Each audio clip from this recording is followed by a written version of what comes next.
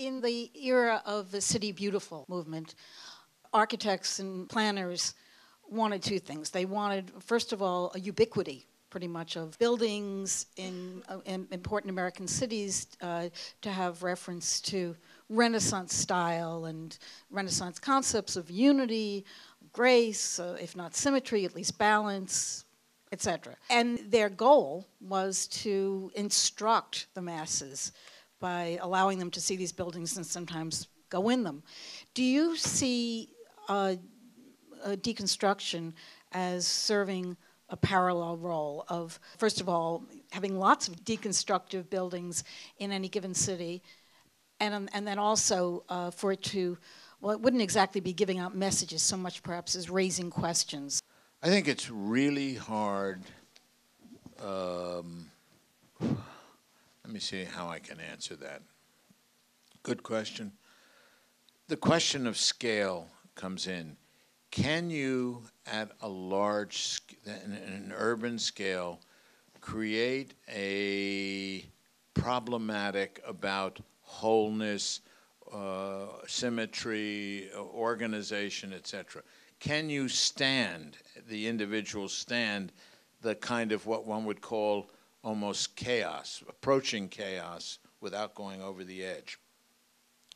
And I think it's a terrific question. We're working on two projects right now, one for the Venice Biennale on Piranesi's Campo Marzio, which is a fictional recreation of imperial Rome, which is the closest thing to deconstruction that I could think. I mean, he's taken the city that Giambattista Nolli drew 14 years before and turned it into an incredible collision, okay?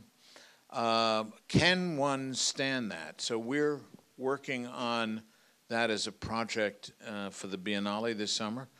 And another project, we're doing a competition in Istanbul right now where I'm saying, okay, is it possible to take traditional paradigms, the Cardo Decumanus of the original settlement of Istanbul, the organization of space and time at a large scale. Is it possible to do that in a deconstructive way, let's say? And, you know, we're producing something for me right now that is the edge of chaos. And I have a traditional idea of when it goes over too much, when it's self-indulgent, and when it comes back too far to be traditional, all right? We're not doing this to win the, I mean, first of all, we have a jury that if any jury were to appreciate what our idea is, and of course the jury is Rem Koolhaas, Odile Deck, who is another one of the crazies, Massimilian Fuchsas, etc. So we couldn't have a better jury to go out and try and do this. Do I think I would like to live in a city like that? I ain't sure, right?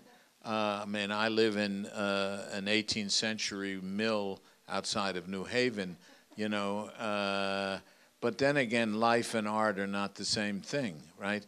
So am I suggesting, I mean, I think Istanbul is chaos to begin with. I mean, it's not a medieval city. It's an 18th and 19th century city made like a medieval city. It's like a giant souk. And one of the cities where I get lost all the time is in Istanbul. So the question is, can I insinuate an order that's not an order or that's breaking apart that is something different than what I see as the disorder of Istanbul? And that's a question, and we are proposing the question in our solution. So I don't know the answer. I would argue probably we ain't going to win. It's going to be an interesting project. I don't need to win. I need to experiment with answering questions like you make. And I have yet to see an urban project out of what I consider post-deconstruction, I says post-1988. There haven't been any.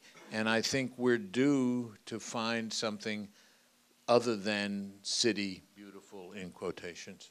But thank you for the question.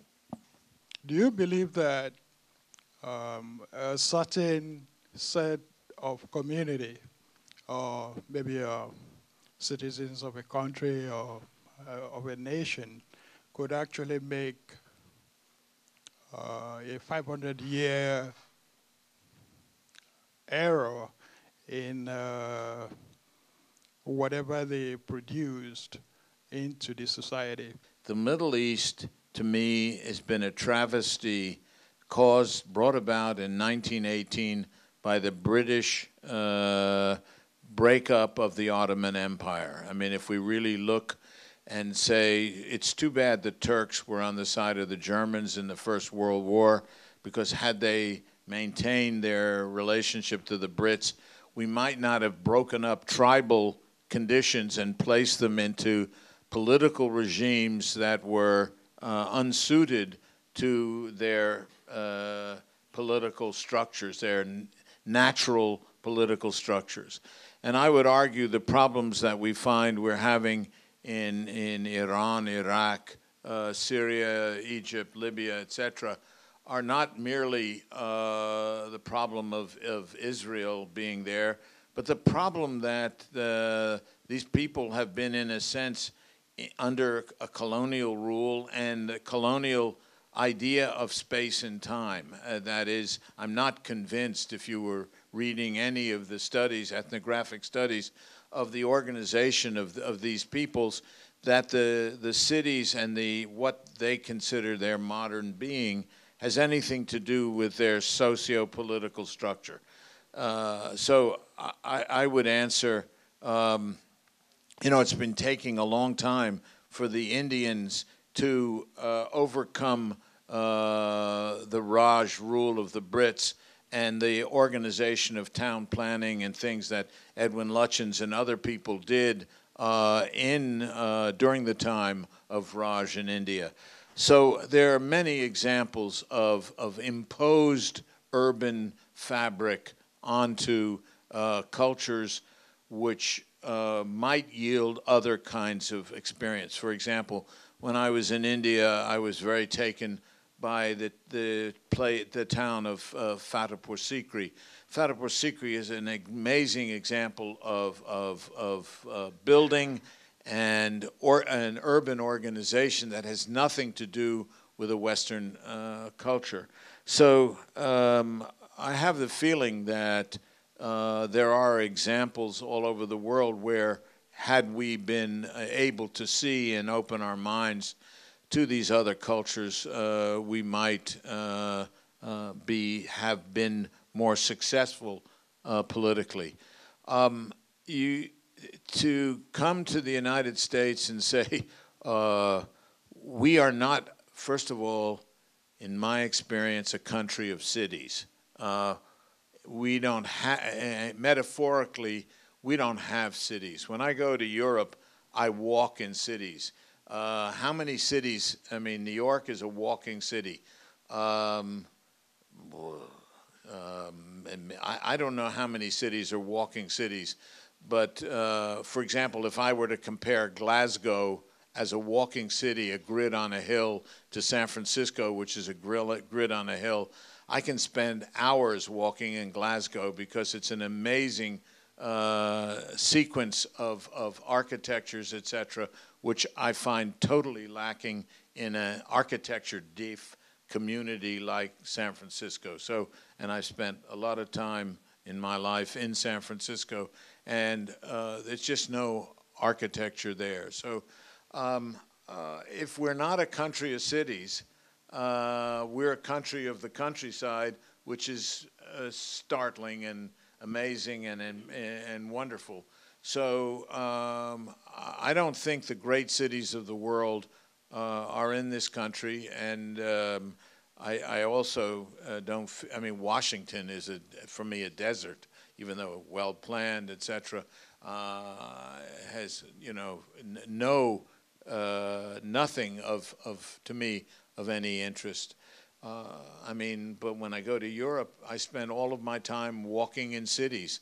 And in the United States, I spend all my time, walking in the country, I suppose. Something you mentioned earlier about columns, the very beginning of your presentation about, is it holding up a building or is it there for symmetry purposes? Right. And I know very little about architecture, but it seems to me that architecture is the making of something useful into art. And I was curious as to, when you're designing something, how do you look at form and how do you look at use, and what kind of balance you look to achieve in your art?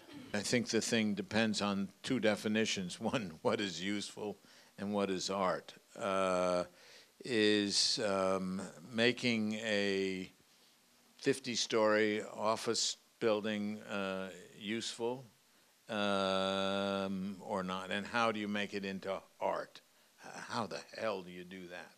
Now, a lot of people do it by putting party hats on the top of buildings. And so they do a lobby, a party hat, an elevator lobby, a facade, and a party hat.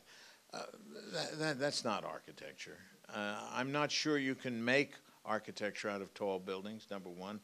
And I suppose for density purposes that I live in a tall building. What's nice about it, it doesn't pretend to be architecture. It's a dumb building. And so I'm more interested in dumb buildings as useful buildings than I am making useful buildings art. I think we ought to make useful buildings dumb, just what they are. And we live in the dumbest building that I can think of, and I love it. And the John Adams, 6th Street and 6th Avenue and 12th Street, dumb white brick building. If New York were built of all of these, I would really be happy. But one of the buildings that is made into art is the building on the southeast corner of Madison Park. That tall, thin building. Huh? That's empty. No, it's empty for many reasons. But they tried to be art, right? And they didn't succeed in being useful. So I'm glad you hate it. I mean, but I mean, I'm just trying to make the point that I don't think that use and art are in other words, if you want a house to live in, okay, and I love living in my house, and it's not a house, it's a home. If you want an architect's going to design a house for you, not a home, right?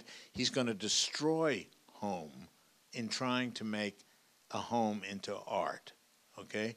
So again, in my little home outside of New Haven, it's the dumbest thing you could think of, right? I won't let any design person, I say, oh, everybody comes and says, oh, we could make this all into designy-whiny. No, leave it alone, right?